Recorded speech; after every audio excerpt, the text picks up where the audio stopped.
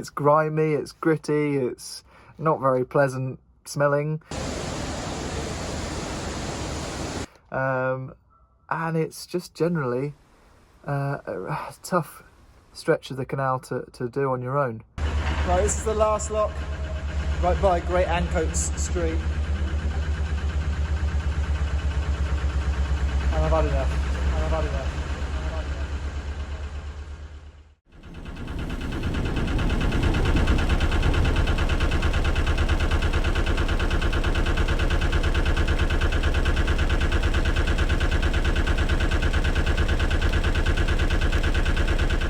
Manchester, in the northwest of the United Kingdom, is one of my favourite cities to explore. There's just so much history, particularly in this area, the Castlefield basin part. And on this canal we're about to go onto, built in 1804, it was abandoned in 1952 and restored in 2002. And despite it being such a notoriously difficult canal to navigate on your own, it's actually one of my favourites. The first lock for me is the last one, number 92. This canal actually has 91 locks, it's just that two of them, almost right at the other end, were joined together. But yeah, so this is the first one.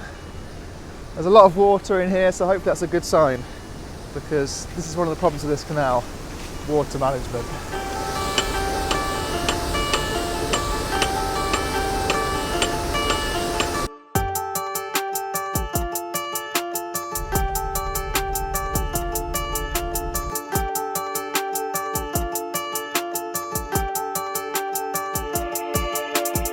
I'm actually really ready to get going on this one, but one of the problems with this canal is that you get this lock pan, for example, is too high, too much water there, and so it's spilling into this lock that I'm trying to empty.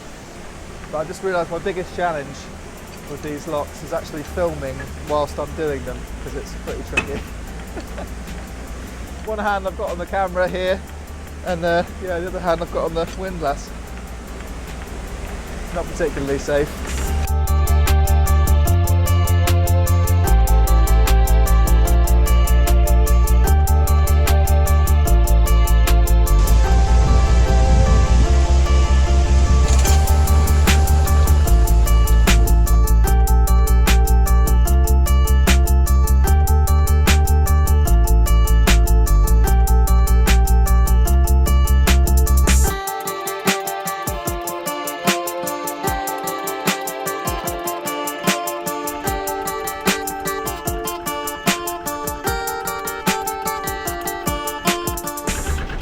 Right now we're just approaching Deansgate station on the left-hand side there. So the Castlefield arm of the canal, the Bridgewater Canal, is right over to the side of this little sort of island, really, between the water, between the two waters. Oh, there's a train going over. I always try and film the trains go over the bridge, but I never seem to time it right.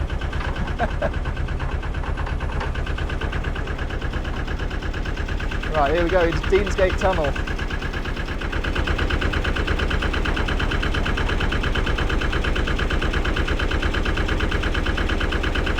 I really don't like this bit. There's just loads of old bird shit everywhere and it's just disgusting. Plus there's nowhere to moor up because there's a fence all the way along.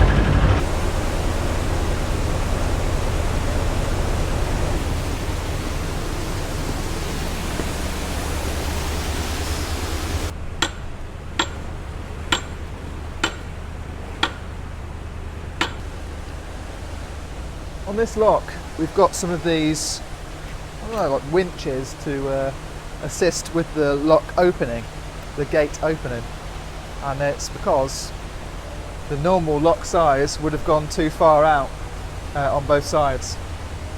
So these locks have had to be modernised to accompany roads and buildings that are built after the canal.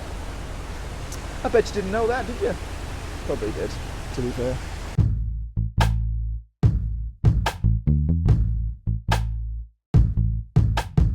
When I first came to Manchester, I think it was about 10 so years ago, I came up here for a comedy film festival right here at the comedy store, and it was here where I tried to get one of my comedy sketches played. So that's what I used to do before doing canal videos. Have you ever a copy of Bishop's Wives?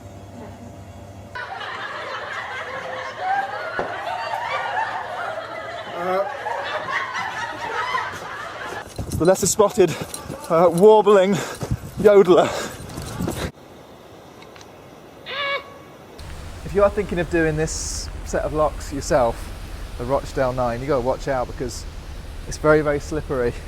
I'm wearing my safety boots with a Vibram sole, and even that is yeah, slipping up a little bit, so watch out. Especially as most days in Manchester it is wet.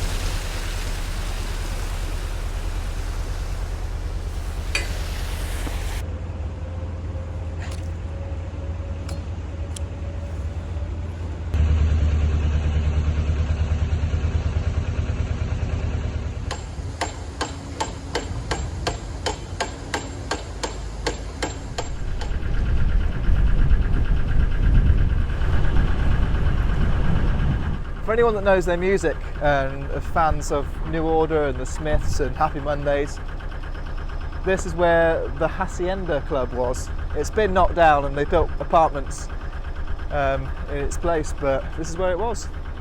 And it's got a commemorative sort of storyboard going on here. There's Tony Wilson there.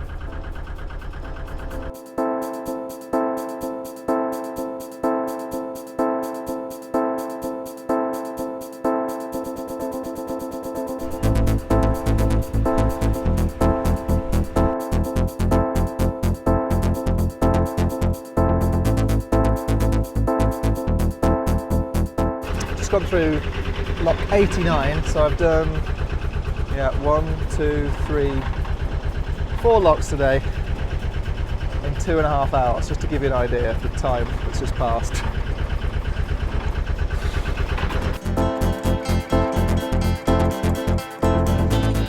This little arm coming off the Rochdale here used to belong to the Manchester and Salford Junction Canal, and it's not far from a previous pub of the week. You can't travel down it unfortunately anymore. It only goes up to the Bridgewater Hall. There are quite a few moorings here by Oxford Street in Manchester, but because it's such a lively night spot, hot spot for clubs and bars and stuff, probably don't want a moor here if you want a peaceful night's sleep anyway.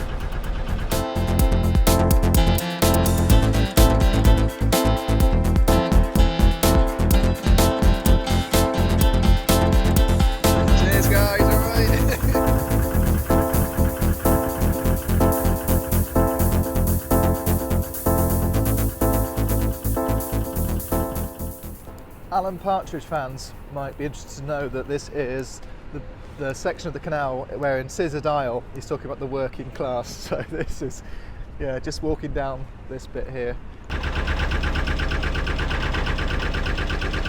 This next lock is a complete pain because the gate here on the right hand side, it won't stay open. So inevitably boats are going to bash into this bottom half of the gate and wear it down, then there'll be more leakage.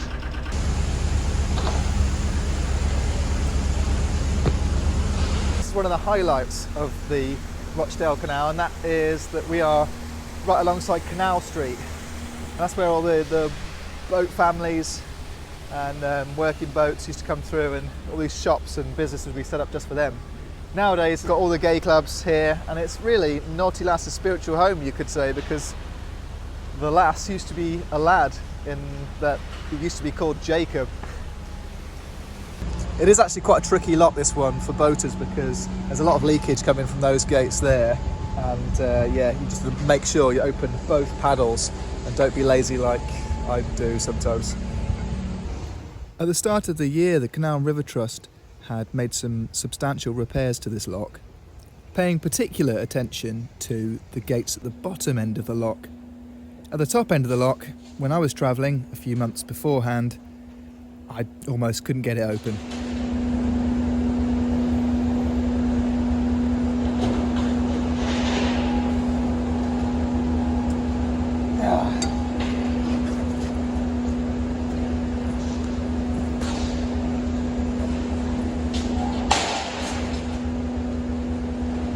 This next bit is quite interesting because there isn't a towpath. You can't walk alongside the canal here, apart from up where the bars are on Canal Street. But yeah, for the most part, this area is only accessible by boaters. That's quite special.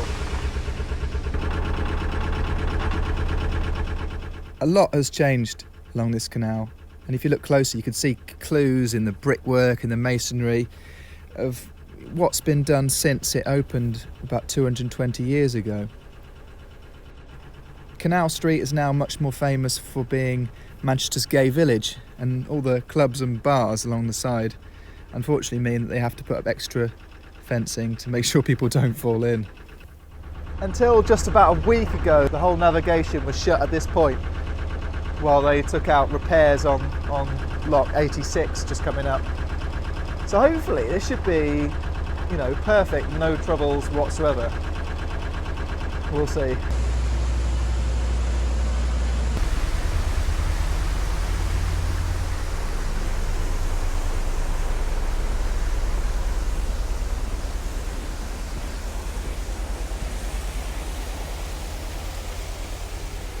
Just up from Princess Lock by GAY Club, you've got this lock here, which is Chirton Lock, and it's number 86. And until about a week ago, this one was closed. The whole navigation was closed. So since they've had to do some work on the gates here, and also, yeah, they've improved the access to this lovely little wooden bridge. But one thing they haven't sorted out on this lock is mooring up on this side. The bollards are there. That you can't tie up to that. So when bringing the boat in, if you're trying to do this yourself, always go onto that side where you can tie up more easily.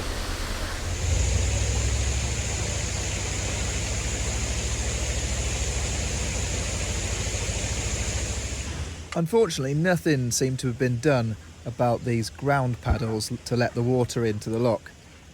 And I was there for some time trying to actually open it. Luckily, the Weetabix and spinach kicked in and I was able to open it, but that was tough. Yeah, clearly this lock still needs a bit more work.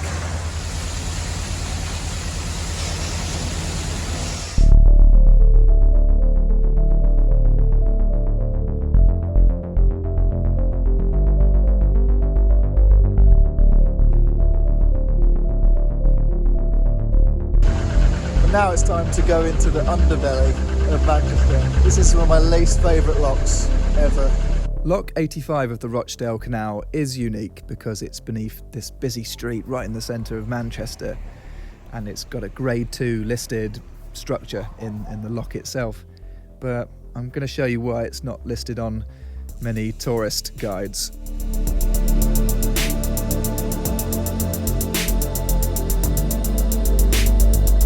There's bird poo everywhere, there's drug needles, there's people like hanging around drinking, and to top it all off, I can't even see what I'm doing. I'm just shimmying along the edge of my boat here. It's not a good lock, not good times.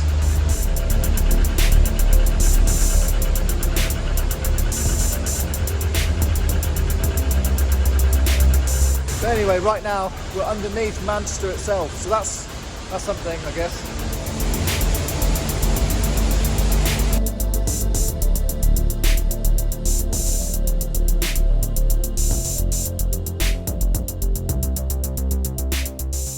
It's actually pretty clean this time. When I was passing through last time, there were quite a few needles around, but I haven't seen any at all, so that's something. And I've just seen some police walk by as well, so yeah. So clean. Oh, there's the needle right there.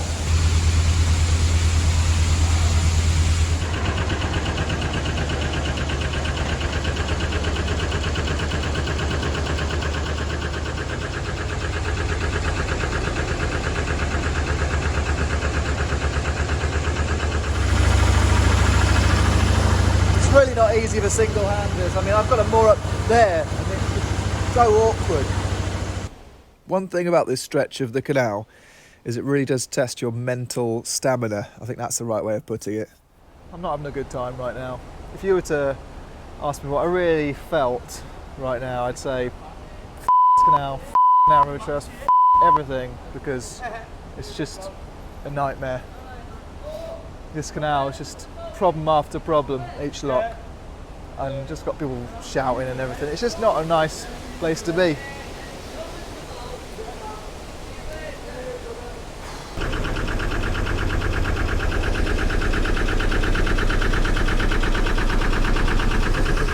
I'd like to be positive about this part of the canal because it is fascinating. There's so much to see.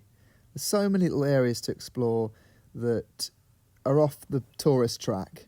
And yeah, that is for good reason, because some of the places that I've just been through are just horrible. But despite all that, I have got a really soft spot in my heart for it. And that's probably something to do with the people of Manchester. I've got to say, the saving grace to any canal that goes through Manchester is that you're going to bump into people from Manchester, and they're all brilliant. I've never met anyone from Manchester who's an arsehole. So, well, most of them have been friendly to me anyway. I have seen boats more up here, but I wouldn't recommend doing it because I think everyone hangs out. Obviously, there's that underground bit where people shoot up, and then there's like drug dealing going on everywhere, and just kids in the summer hanging out here in massive groups. But we are pretty much in the northern quarter, so they're like one of the trendiest areas of Manchester.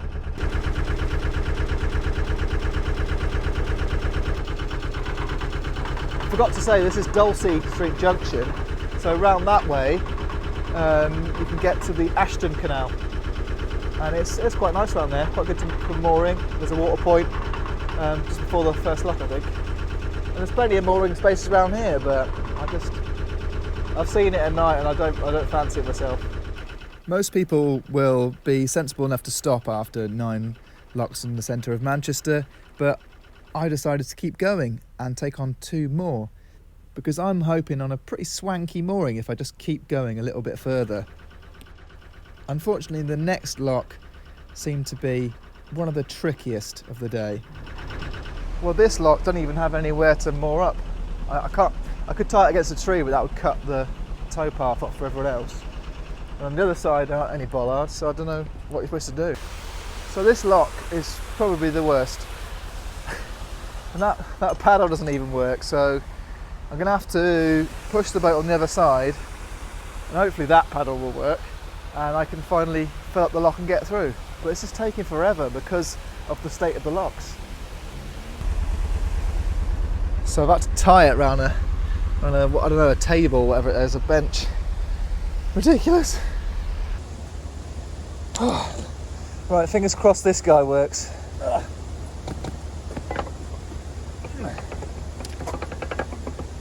Yes.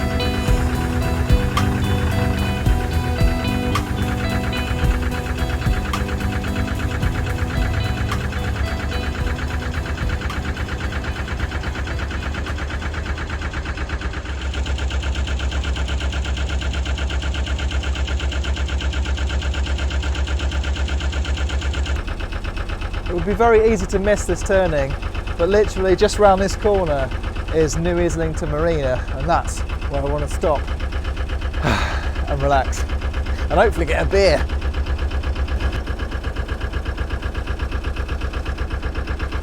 Well, there's a pub here, so yeah, might as well just pull up alongside it. Looks a bit posh, doesn't it? But before I moor up, just to tell you, this is a dead end, but I think it used to go right through to the Ashton Canal on the other side. I'm going to use this marina bit to turn around and then I can moor up, but there's some fantastic facilities here that I discovered back in the summer. We've got this lovely little space for drying clothes, and there's a stove there, all piped in. There's a disabled loo over here, and that looks pretty nice, like tiles everywhere. Look at that. It is very much unfinished. I think all the boaters' mail goes there. And I think that's another toilet through here. It's all built in a circular layout. And in here, this is great, really cheap. £2 for a washing load, big washing load. I've got my washing in at the moment. And same for the dryer. The pump out machine was a bit of a surprise too. Only cost about £6 to actually get this thing running for 6 minutes. Certainly a change from the normal price of anywhere between £15 to £20. Oh, I've just found the biggest spider in the pump out machine. Look at that. Oh, I've got to get it out. Oh, bloody hell! Oh, that sent a shivers. Shivers down my spine. And then in here, you've got one of the best showers I've ever seen on the system. And this is where I'll have to leave you because, yeah, prefer to shower alone most times. Thanks, bye. Despite the numerous signs indicating different developers and their interests in the area, this canal is unique because it's not owned by the Canal River Trust or anyone else. It's owned by the Manchester City Council themselves. The marina at the end is managed by BWML, who you're expected to pay a £10 a day mooring fee after 2 days free. Just before we hit Pub of the Week, I want to thank a few people for sponsoring my videos through Patreon. First, we've got Val from Ashby in Massachusetts. And then we've got Christian Gregory. Christian, thank you very much for signing up on Patreon and joining the Crank It crew. And then we've got Carol Box. Carol, thank you so much to you and your partner Bill. And then I'm going to add in Jessica Kilgore. That's an awesome name.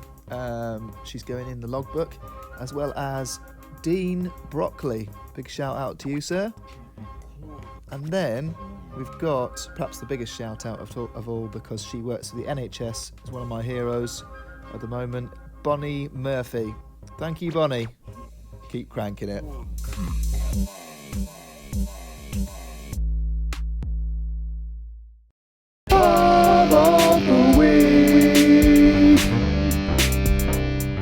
Right, now it's time to take a trip into the Pub of the Week, which is just the nearest one to my boat, which is right by the moorings in New Islington, Visitor Moorings. This is Cask, or Cask if you're in Manchester. Currently closed due to the pandemic, but at the time it's a great place to meet friends, such as the Floating Our Boat duo. There they are again, Rich and Fran. Cask is dog friendly. It has 7 guest hand pumps serving real ale and cider, 20 taps with a selection of lager. Oh, I'm having a lager there with my friend John, and he's having an American style IPA. Bottles and cans available, pinball, darts, retro board games, and although they only serve a few bar snacks, you are welcome to bring in your own food. And that's Pub of the Week. If you're a fan of sourdough bread and really expensive coffee, like a lot of people seem to be in this gentrified area, then you can visit Pollen Bakery. It's certainly very, very popular on a wet Sunday morning with these locals. They're not social distancing at all. Well, that was it. 11 locks through central Manchester. I feel disgusting. My hands are completely covered in all kinds of stuff. It's grimy, it's gritty, it's not very pleasant smelling, and it's just generally a tough stretch of the canal to do on your own. But I could do it again. I wouldn't want to. I'd rather next time someone comes with me. But yeah, it's doable. If you want to do it on your own, you can do it. A lot of the locks are leaking. A lot of the landing points you can't quite get there easily, but yeah, if you're able to climb over a few gates and that, and you're not too scared of falling in and all that, you should be okay. If I can do it, literally anyone can do it anyway. You know, I'm not that fit myself, so yeah, it's all doable. All doable. It's quite scary at times because you're going through underground bits where you're like, are those guys doing drugs, or are those guys up to no good or whatever? But I got talking to a few of them, and in the end they're just normal randomers just hanging out, you know. And you just got to sort of take everything they say with a pinch of salt and sort of, yeah, just keep on cranking it. Cheers for watching. Bye bye.